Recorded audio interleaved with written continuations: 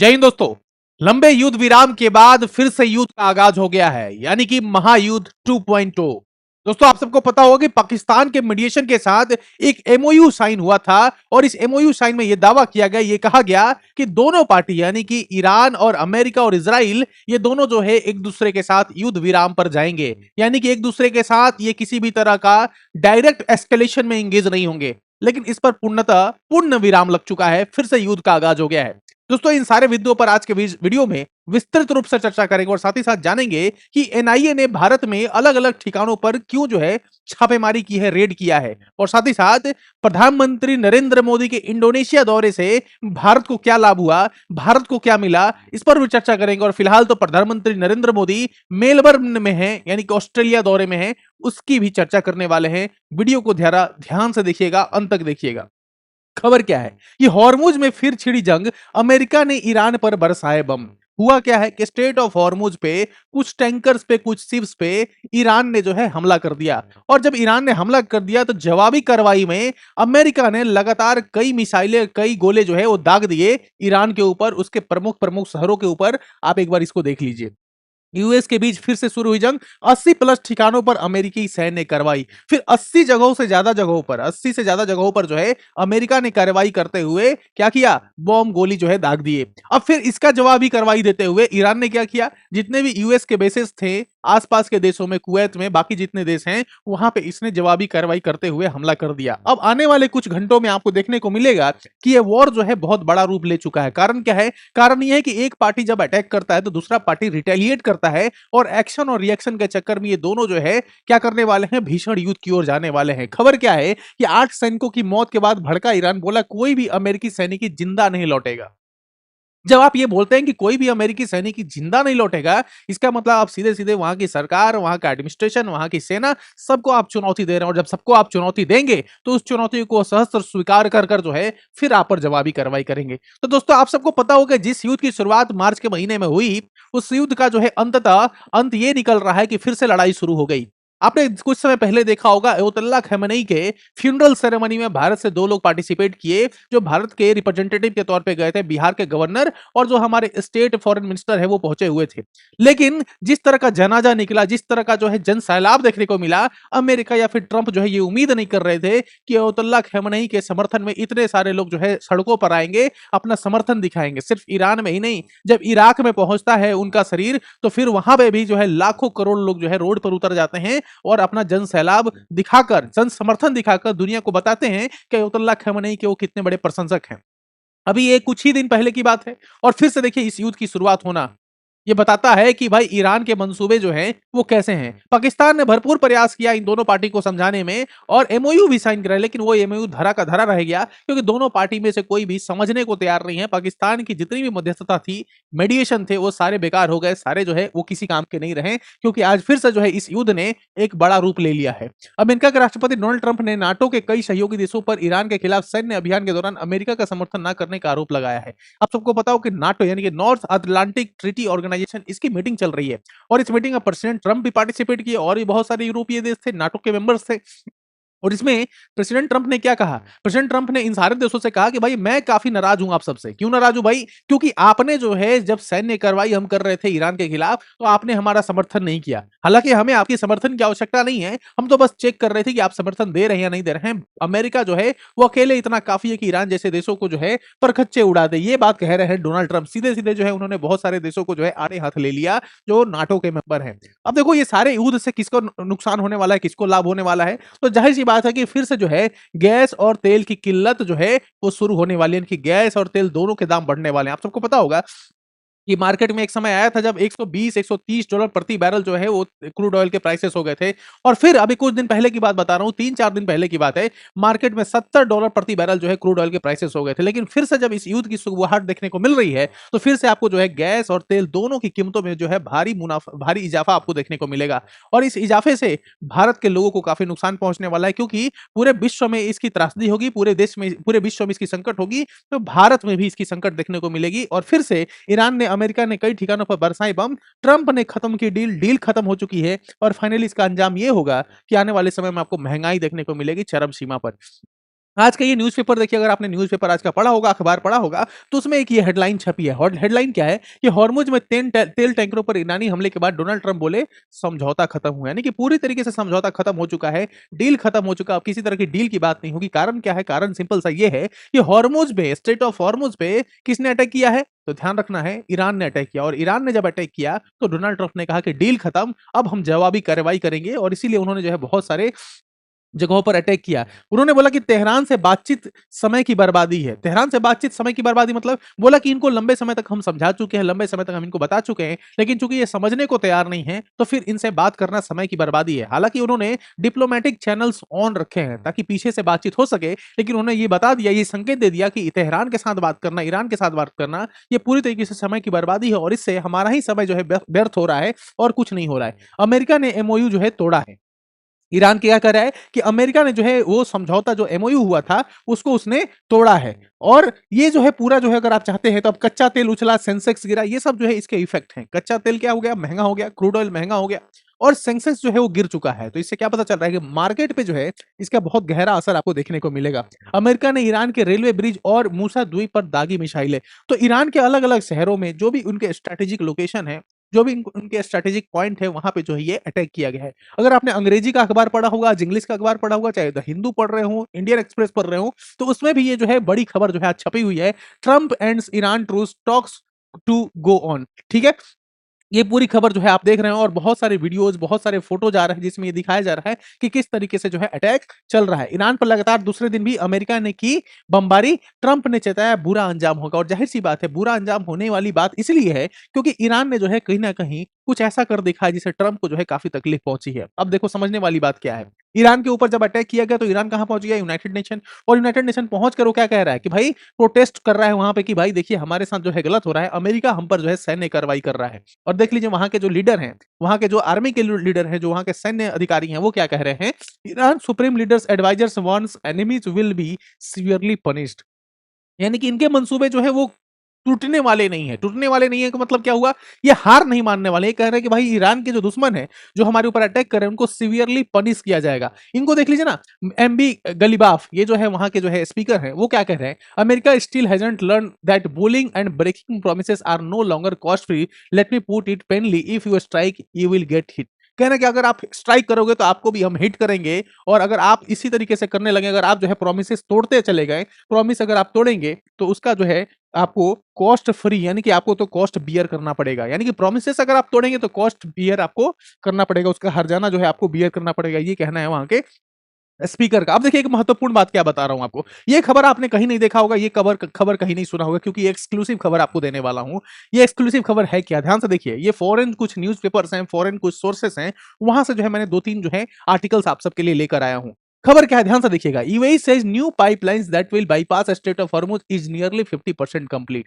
50% complete का मतलब क्या हुआ कि बाईपास कर देना है स्ट्रेट ऑफ हॉर्मुज को। ये जो स्ट्रेट ऑफ हॉर्मुज है, जो कुछ किलोमीटर का जो है एक नैरो जो स्ट्रेट है, इसको बाईपास करने का काम कौन कर रहा है? UAE, United Arab Emirates. Emirates. और वहां पे देखिए तो इसको वो दावा कर रहा है कि भाई 50% इसका काम कंप्लीट भी हो गया। यानी कि आने वाले समय में आपको देखने को मिलेगा कि स्ट्रेट ऑफ हॉर्मुज की आवश्यकता हमें नहीं पड़ेगी, क्योंकि ये जो चोक पॉइंट है इसका इस्तेमाल कर रहा है ईरान, और इसका इस्तेमाल करके ईरान पूरी दुनिया की अर्थव्यवस्था को रोकने की कोशिश कर रहा है। लेकिन यूएई ने यह दावा किया कि भाई हम बाईपास करेंगे इसको, और इसको बाईपास करके जो है हम ईरान का और ये स्ट्रेट ऑफ हॉर्मुज का जो इंपॉर्टेंस है उसको खत्म कर देंगे।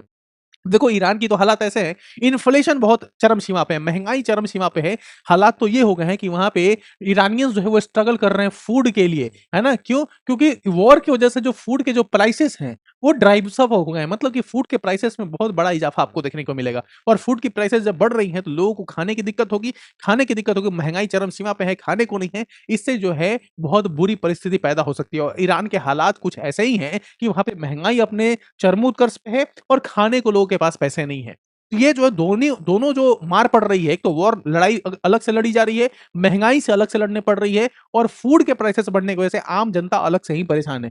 देखिए ना, red meat is a dream, Iran inflation hits highest level since world war two. यानी कि द्वितीय विश्व युद्ध के बाद ईरान में सबसे ज्यादा महंगाई देखने को मिल रहा है। जो रेड मीट है, रेड मीट तो सपना हो गया है इन लोगों के लिए, ऐसा कहना है कि रेड मीट जो है वो बस सपने में ये लोग खा पा रहे हैं। तो सोचिए कि महंगाई के क्या हालात हैं, क्या वहां पे सिचुएशन है, क्या परिस्थिति है इस समय ईरान की, वहां पे लोग जो है रेड मीट को अफोर्ड नहीं कर पा रहे हैं, बहुत महंगा हो गया। अभी देखिए प्रेस रिलीज आया है, अब ये प्रेस रिलीज कहाँ से आया है? इस्लामाबाद से आया है।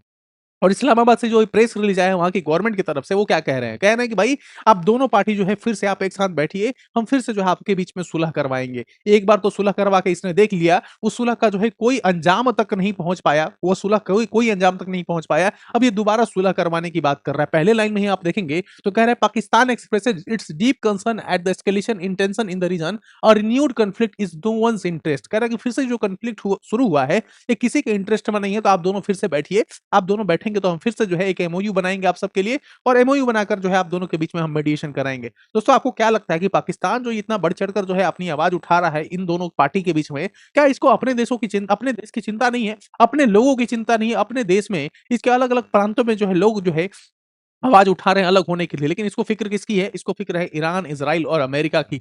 अब देख लीजिए, Pakistan calls on all party to exercise restraint and refrain from any action that may further undermine regional peace and stability. There is no alternative to continued engagement, dialogue and diplomacy achieve shared goal of peace in the region. समझ में आ रही बात आपको? और बोल रहा है कि भाई जो हमने एमओयू बनाया था आप सबके लिए, उस एमओयू को आप फॉलो कीजिए। लेकिन दोस्तों, इनका जो एमओयू जो इजराइल, अमेरिका और ईरान के लिए जो बना है, और जो ये एमओयू ये भारत के लिए बनाते हैं, भारत के लिए कैसा एमओयू बनाते हैं कि भारत में जो है कोई आतंकवादी घटना कर दिया जाए, भारत में अस्थिरता पैदा कर दी जाए, भारत में किसी को भेजकर कहीं बम धमाका कर दिया जाए। तो इनके मंसूबों को तोड़ने के लिए भारत सरकार ने भी एक एमओयू बना दिया है। और वो एमओयू कौन बना रहा है? एनआईए बना रहा है, national investigating agency. National investigating agency ने क्या किया है? ये 20 लोकेशन पे रेड किया है। क्यों? इन टेरर फंडिंग केस, टेरर की फंडिंग की जा रही है, यानी कि भारत में आतंकवाद को बढ़ावा देने के लिए पैसों की जो है एक जो है आवाजाही देखने को मिल रही है, यानी कि फंडिंग की जा रही है ताकि भारत में आतंकवाद को पनपा जा सके। राजस्थान, गुजरात, महाराष्ट्र, कर्नाटका, तेलंगाना, आंध्रा, वेस्ट बंगाल, दिल्ली, उत्तर प्रदेश, बिहार, ये जो कुछ लोकेशन है जहां पे NIA conducts nation wide raids across 10 states in terror funding and radicalisation case. Radicalisation का केस का मतलब क्या हुआ? सिंपल सा, जो है लोगों का ब्रेन वॉशिंग करके उनको जो है बहला फुसला कर जो है उनको आतंकवाद में ढकेलने की कोशिश की जा रही है। इसको लेकर एनआईए ने जो है एक तरीके से अलग अलग जगहों पर जो है अपना रेड मारा है। अब देखिए, प्रधानमंत्री नरेंद्र मोदी इन सबके बीच जो है अपने इंडोनेशिया दौरे पे पहुंचे। इंडोनेशिया के बाद वो ऑस्ट्रेलिया जाएंगे, न्यूजीलैंड जाएंगे। इंडोनेशिया के पहले दौरे पर वो जो है इस मंदिर को उन्होंने विजिट किया। ठीक है, और इस मंदिर का क्या नाम है? पारंबना टेम्पल। पारंबना टेम्पल जो है इस मंदिर का नाम है। और यहाँ पे जब वो विजिट करते हैं तो वहां पे क्या होता है?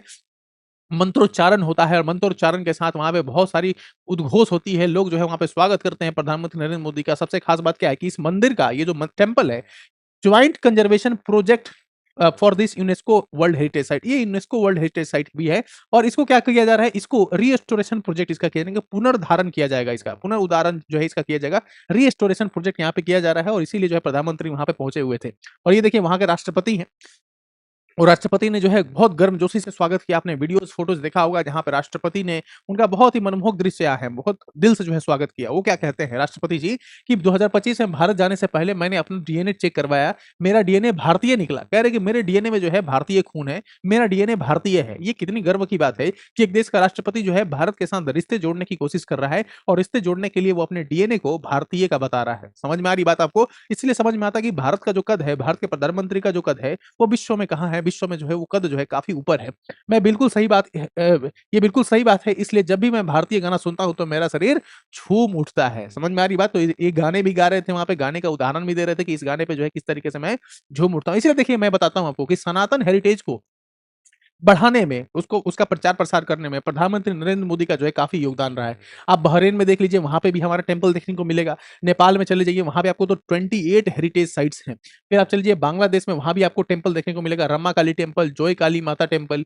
म्यांमार में आप चले जाइए, यहाँ पे जो है लाओस में चले जाइए, वियतनाम में चले जाइए, इंडोनेशिया में चले जाइए, फिर आप कंबोडिया में चले जाइए, श्रीलंका में चले जाइए। यहाँ पे जो है क्या है, ये हमारे डिप्लोमेटिक, कल्चरल डिप्लोमेटिक टाइज जो प्रधानमंत्री नरेंद्र मोदी के आने की वजह से ये डेवलप हुए हैं। और ये सारे कंट्रीज में आपको क्या देखने को मिलेगा?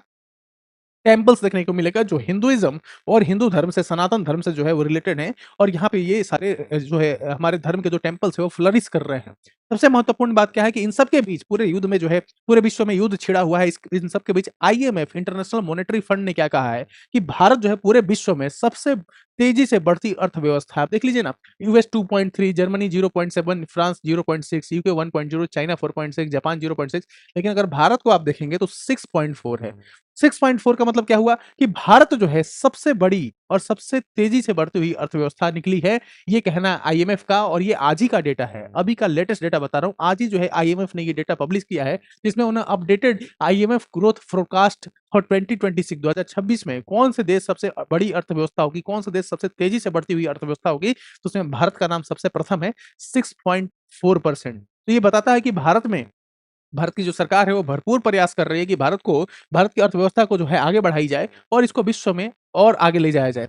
आपको एक और बात बताता हूँ, भारत के प्रधानमंत्री को आपको पता होगा कि अलग-अलग देशों के सर्वोच्च सम्मान से नवाजा गया है। लगभग 35 सर्वोच्च सम्मान इनको दे दिए जा चुके हैं अलग-अलग देशों की तरफ से।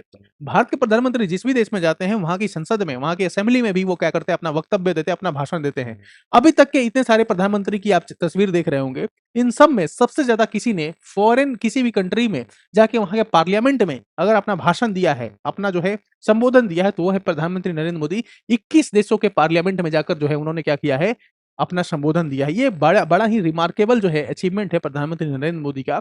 ये बताता है कि प्रधानमंत्री नरेंद्र मोदी के जो डिप्लोमेटिक टाइज है, प्रधानमंत्री लोगों के साथ जो रिश्ते बनाने का जो तरीका है, वो काफी अद्भुत है। इसीलिए तो आप देखेंगे, एक नेता अनेक रिश्ते, एक लक्ष्य विकसित भारत। क्योंकि भारत का प्रधानमंत्री का एकमात्र लक्ष्य है क्या?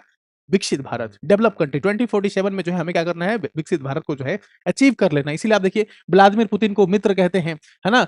शेख मोहम्मद बिन जायद अल नहयान जो कि राष्ट्रपति हैं यूएई को, उनको भाई कहते हैं। ये देखिए, आप यहाँ पे आपको देखने को मिलेंगे, इजराइल के राष्ट्रपति प्रधानमंत्री बेंजामिन नेतन्याहू, उनको भाई कहते हैं।